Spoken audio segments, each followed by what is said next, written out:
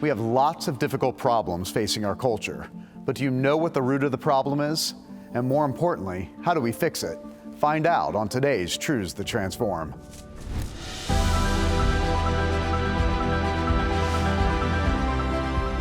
The hope of the world is the Church of Jesus Christ.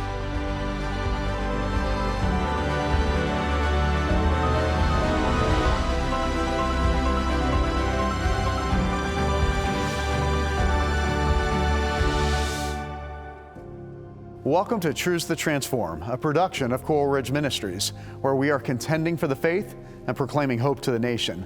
I'm Pastor Rob Pacienza. Our current culture can feel chaotic, almost like a revolution.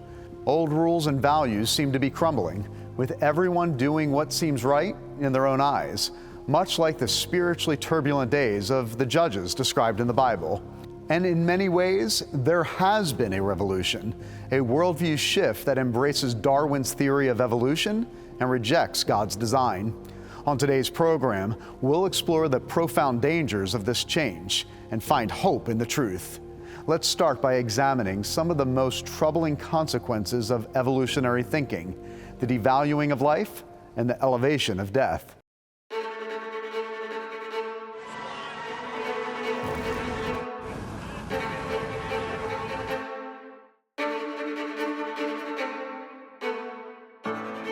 As today's postmodern culture exalts feelings over reality and enshrines evolution as indisputable science, human beings are demoted in importance.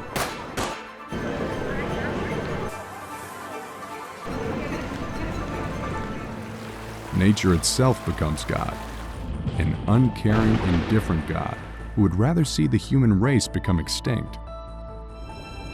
I don't really need people, but people need me.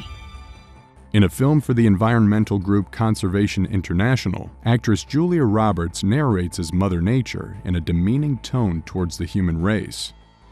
I have fed species greater than you, and I have starved species greater than you. The trend now is to embrace the culture of death. We are in the way, we are emitting too many greenhouse gases, and that it's okay to kill our fellow human beings. And we see that there are people that very openly talk about the need to decrease the population of the world, to save the planet. One such example was the eco-terrorist James J. Lee, who in the name of saving the planet held hostages at the Discovery Channel in 2010, demanding the development of shows that, in his words, talk about evolution and Darwin until it sinks into the stupid people's brains. And he viewed humans as a blight on the earth that really need to be destroyed. And in fact, he talked about Darwin and Malthus, who Darwin drew on, as that people need to learn more and more about. Thomas Malthus was an Anglican clergyman and statistician who came up with the theory that human population was growing exponentially, but the human resources needed to sustain that population was only growing arithmetically, so agriculture and infrastructure, etc. And so he believed that the humankind was on course for a catastrophic collapse, that the earth could not support the population.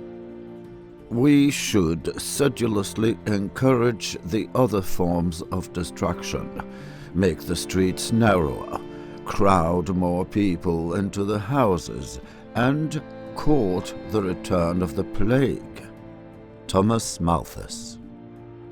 These Malthusian ideas inspired draconian policies that persist in far-left academia today. Eric Pianka gave a talk to the Texas Academy of Sciences in which he made some rather shocking statements, including that humans were no better than bacteria.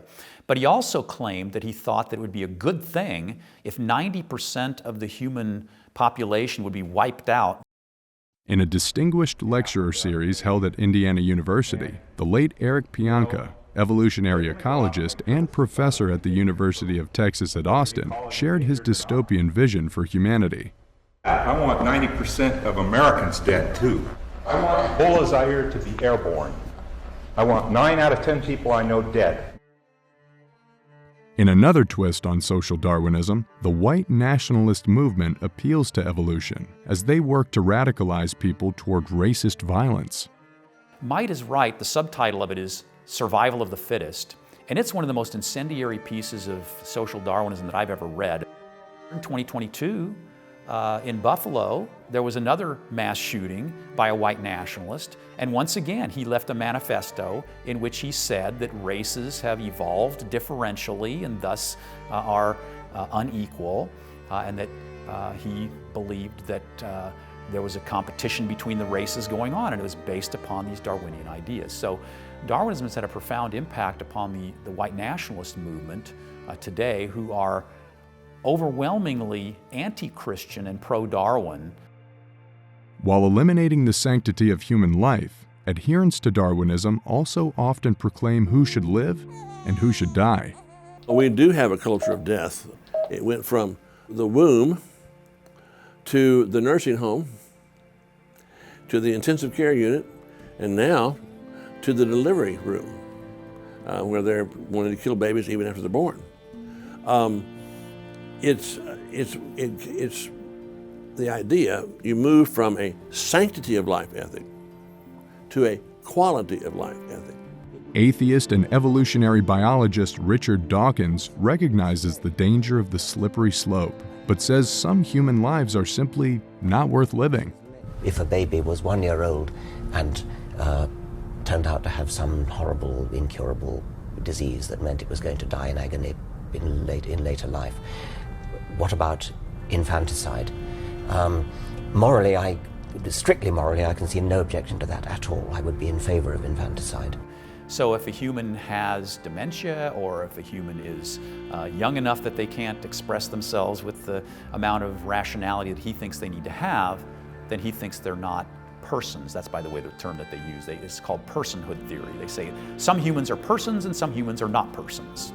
Peter Singer, who's one of the leading bioethicists today, he's got an endowed chair at Princeton University, he very forthrightly argues that Darwinism unsanctifies human life, and so he believes that Darwinism does show us that humans don't have any special value or meaning or purpose, and so he also then promotes abortion, infanticide, euthanasia, assisted suicide. I think that we don't take the interests of animals seriously enough, and in a way I think it's an implication of Darwinism that we should take them more seriously, or at least that it breaks down some of the barriers that have separated us from animals.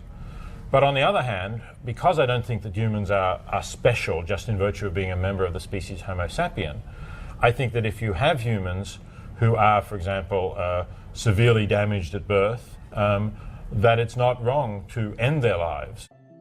This is the natural end of an evolutionary view in which life is purely accidental. But the neurosurgeon Dr. Ben Carson has held human lives in his hands and takes a very different view. You know, we are much more than just material. We're made in the image of God. We're actually able to communicate with God. We have a spiritual aspect to ourselves, and it makes us very special. Most people who have complex medical problems, you can have an agreement that you're not going to treat stuff. You're just going to, let nature take its course, and that usually works pretty well without you actually being engaged in virtually murder. Suicide is not something that should be engaged in. Now, that's not to say that we shouldn't be compassionate toward people who are in terrible pain. Switzerland, the first country to permit medical assistance in dying, now leads the pack for non-citizens who choose to take a lethal cocktail, calling it suicide tourism. Their laws allow people from all over the world to travel to Switzerland to end their lives, even if they are not terminally ill. And it happens at the same time as a rapid rise in secularism. And the Right to Die movement continues to spread around the globe as evolution replaces the sanctity of human life. A highly produced and exploitative commercial by Canadian fashion retailer Peter Simmons glamorizes the euthanasia of Jennifer, a 37-year-old artist in an ad campaign entitled "All is Beauty." Last breaths are sacred. And in these final moments, there is still so much beauty. You just have to be brave enough to see it.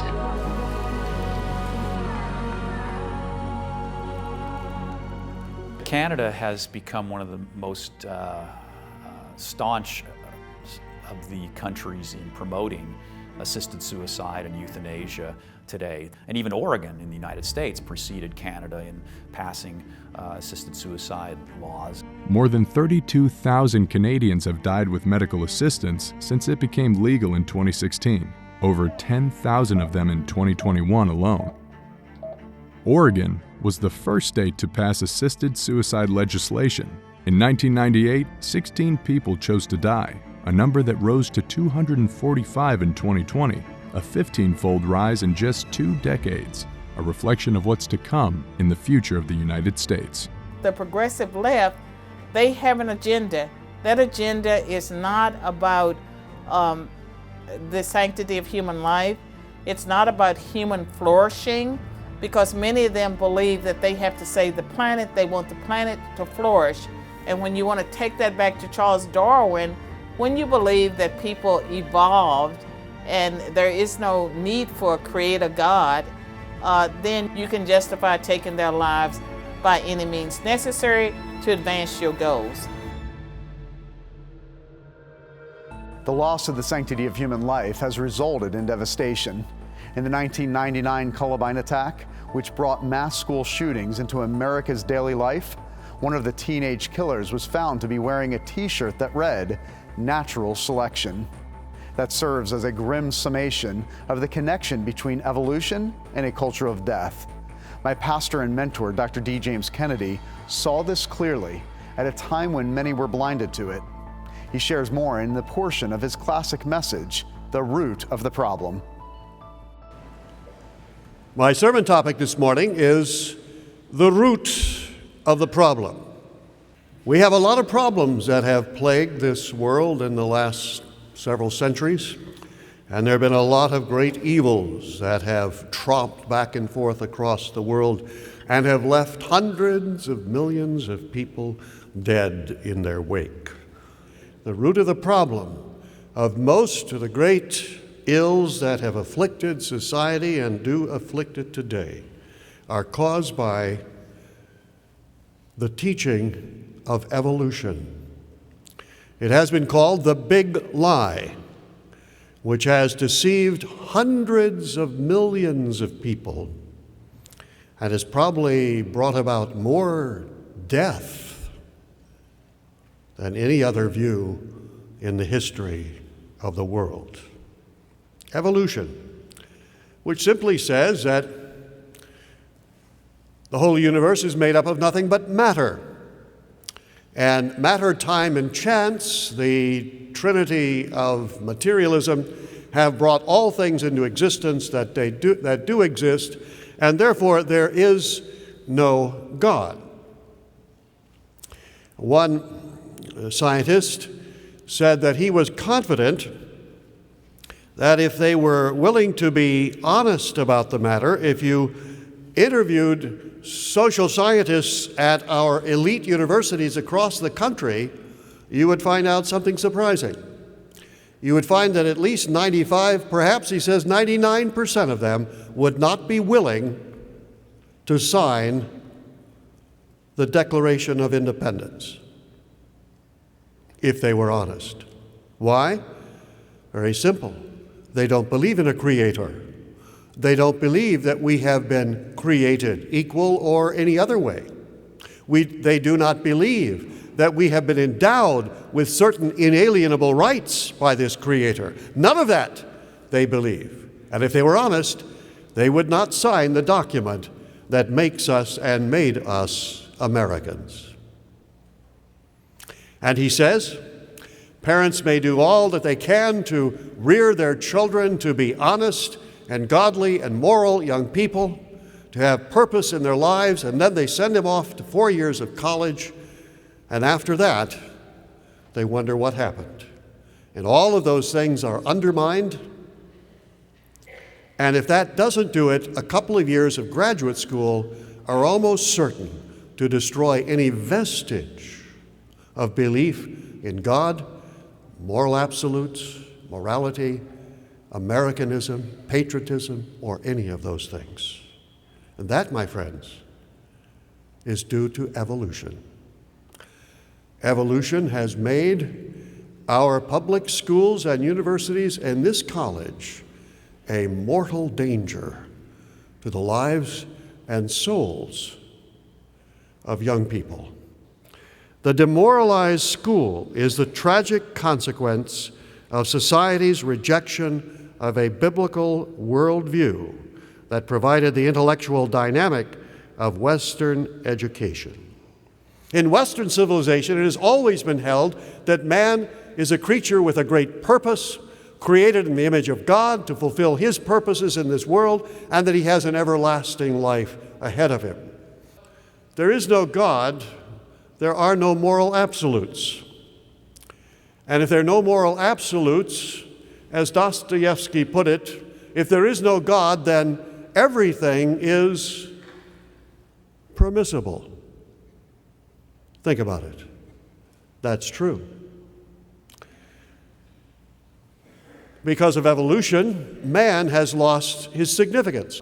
Today, students are taught that man has no purpose because, you see, teleology, the science of purposes, is the bête noire, the black beast of evolution. They cannot stand that anything would have purpose. Teleology must go. And so, therefore, everything is not pre-planned by a divine intelligence and a beneficent God who providentially provides for his creatures. No, it all happens purely by chance with no foreview of what the end in mind is at all. Therefore, man has no purpose. Consequently, he has no significance. Of course, you know that Hitler was a devout evolutionist and a follower of Nietzsche and Haeckel, and that he taught evolution to his troops. He gave them all of the Wehrmacht a copy of Darwin's book and Nietzsche's book, which talked about evolution of the God-man, of our becoming God, and he was absolutely determined to create a super race by getting rid of the inferior races. And by the way, racism is basically an evolutionary concept. The word race is never even used in the Bible, except for a foot race. But all of the 19th century evolutionists were strong racists, including Darwin, who said that the inferior races at some time in the future would all be destroyed by the superior races, and Hitler and others set out to do so. We also know that the founder of Planned Parenthood set out to get rid of the human weeds, as she called them, so that the superior stock might prevail. And also, I trust you know that communism is based upon evolution, as is Nazism, as is fascism. And the communists killed, according to the Senate Committee of the United States of America, 135 million people in peacetime. The greatest mass murderers of all time. Stalin and Mao and Pol Pot and all of the rest, and all of that complements of evolution. Therefore, we can conclude with a statement made by a very famous evolutionist, Sir Arthur Keith. Arthur Keith was the #1 evolutionist in Great Britain, and after or at the end of the Second World War, he said that what we have just seen is for the first time in history a modern, secular, technological state has based itself entirely upon the principles of evolution. He was horrified. He wrote 20 books defending evolution.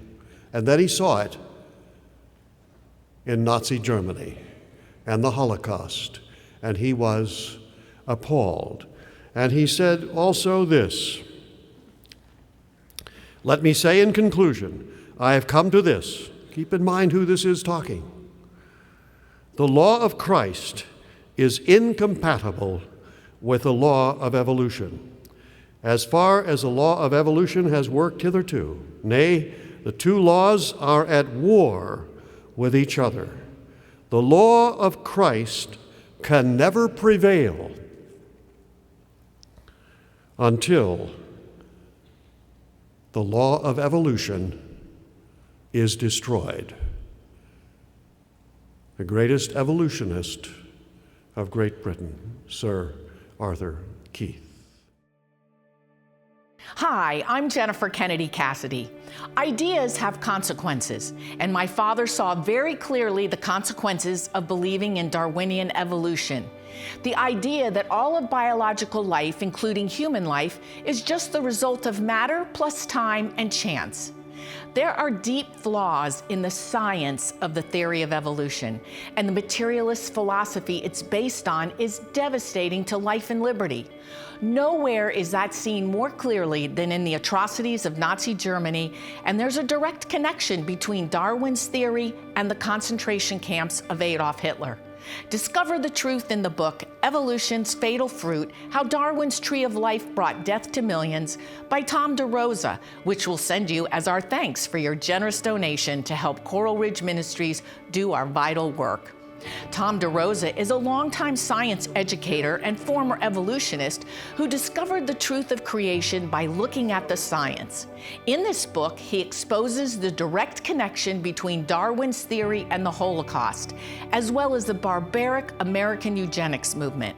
And if you're able to give a gift of $50 or more, we'll send you the book plus our special documentary program, Chaos, Darwin's Assault on the Image of God, via streaming or on DVD as thanks. This special program features scientists, historians, and philosophers showing not only how Darwin's theory falls short of the evidence, but how it has led to the disastrous devaluing of human life. You'll hear from Dr. Ben Carson, Stephen Meyer, Alveda King, and many others. And you'll want to share this program with any student you know who's getting a public school education, where only the theory of evolution is taught and creation is censored. Why are evolutionists so threatened that they have to actively censor other viable theories? Find out in the book, Evolution's Fatal Fruit, How Darwin's Tree of Life Brought Death to Millions by Tom DeRosa, which we'll send you as thanks for your generous donation.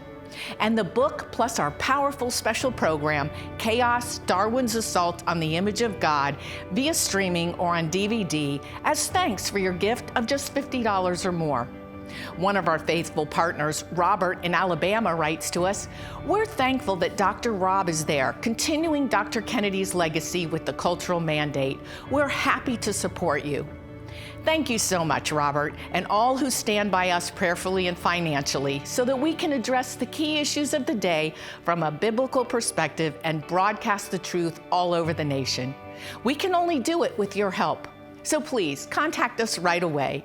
Simply write to us at Coral Ridge Ministries, Box 11154, Fort Lauderdale, Florida 33339, or call toll-free 877-962-7677, or go online to crm.tv. In 1987, a little girl who became known as Baby Jessica fell into a well in Texas. For 58 hours, she was trapped, and her rescue captivated the nation. In 2010, a similar drama unfolded when over 30 workers were trapped in a collapsed mine in Chile. The world watched, holding its breath. And in 2023, the Western world was gripped by the story of a missing submarine near the Titanic, with 5 souls aboard. Why do these stories seize our hearts? Well, deep down, it's because we still hold a belief in the sanctity of every single human life. A belief our culture struggles to articulate today. But this value didn't appear out of nowhere. It comes from faith in the biblical God and no other. This faith has shaped a high regard for human life, unlike any other belief system, which often devalues life. For example, radical Islam encourages killing and dying in religious wars. Buddhism teaches that the self is an illusion.